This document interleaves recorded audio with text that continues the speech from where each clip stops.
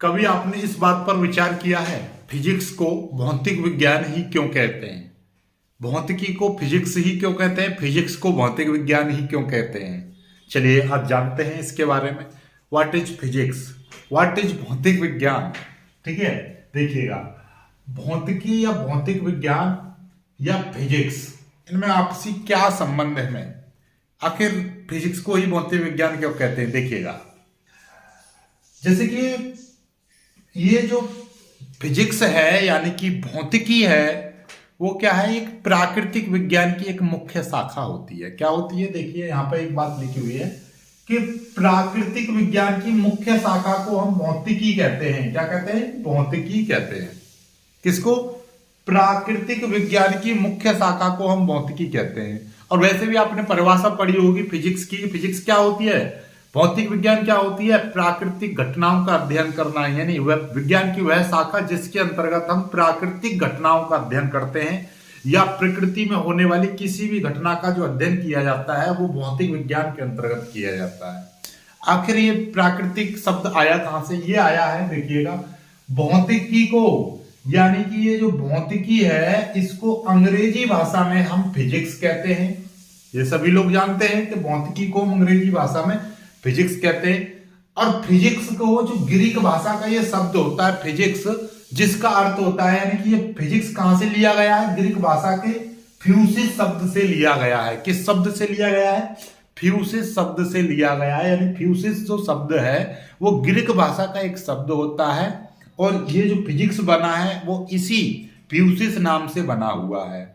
और फ्यूसिस भाषा का जो अर्थ होता है, उसको हिंदी में जो अर्थ होता है इस फ्यूसिस का, इसका अर्थ होता है प्रकृति। क्या होता है? प्रकृति। और इस प्रकृति को हम संस्कृत भाषा में ले जाएं, अपनी संस्कृत भाषा में, तो प्राकृतिक जो होता है, प्राकृतिक शब्द जो होता है संस्कृत में, उसको भौतिक बोला गया है। प्राकृतिक शब्द को संस्कृत में हम भौतिक शब्द से इस्तेमाल करते हैं। इसलिए इन सभी आधार पर ये जो फिजिक्स है इसको हम भौतिक विज्ञान कहते हैं या भौतिकी कहते हैं। तो कुल मिलाकर समझ में आ गया। कॉम्पिटिटिव एग्जाम के लिए यहां से एक सवाल बन जाता है कि फिजिक्स जो शब्द है वो किस भाषा का शब्द है? ग्रीक भाषा का। किस शब्द से मिलकर बना है? किस शब्द से लिया गया है? फ्यूसिस। फ्यूसिस का अर्थ क्या होता है? प्रकृति। तो समझ में आ गई बात है। 3 क्वेश्चन यहां से इंपॉर्टेंट फिजिक्स के बारे में बन जाते हैं जो कि आपको पता चल गए। ठीक है, अब बात आ जाती है नॉर्मली परिभाषा। परिभाषा तो अब बहुत इजी है कि भाई क्या है कि प्राकृतिक घटनाओं का अध्ययन करना ही क्या है? फिजिक्स है। या फिर आप बात करें यानी दुनिया की प्रत्येक कोई भी सजीव वस्तु हो या निर्जीव वस्तु हो, यानी कि प्रत्येक सजीव और निर्जीव वस्तु 2 ही चीजों से मिलकर बनी है, जिनका नाम होता है द्रव्य और ऊर्जा।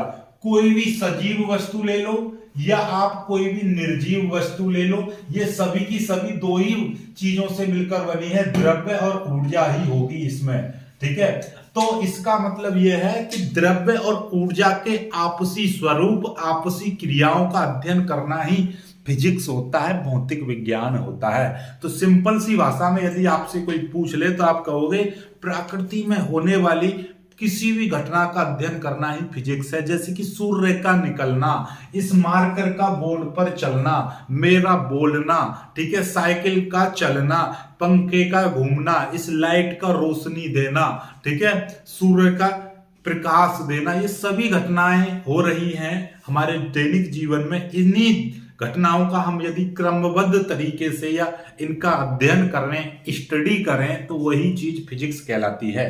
तो ओवरऑल प्रकृति की किसी भी घटना का आप अध्ययन करोगे वो फिजिक्स होगा।